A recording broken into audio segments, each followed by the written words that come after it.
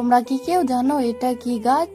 Hello বন্ধুরা, তোমরা কেমন আছো? আশা করছি ভালো আছো। আমি অনেক ভালো আছি। তো এখন তোমাদের সঙ্গে শেয়ার করছি আমি কিছু ছোট ছোট বাচ্চাদের প্রাইভেট পড়াই।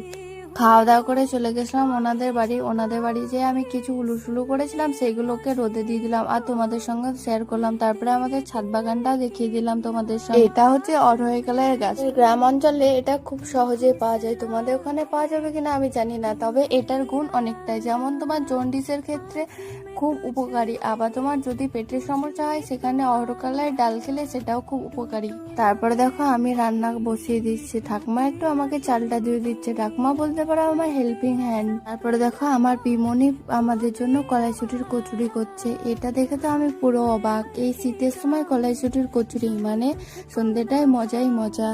উনি শনিবারের দিন পরীক্ষা দিতে গেছিলেন আর পরীক্ষা দিয়ে আসার সময় আমাকে জিজ্ঞাসা করেছিল কি খাবি। আমি তখন বলেছিলাম তোমার মনের মতো কিছু আনো। দেখো আমার জন্য পপকর্ন এনেছে। তো ছিল আজকে আমার এইটুকু ভিডিও ভালো লাগলে একটা সাবস্ক্রাইব করে দিও।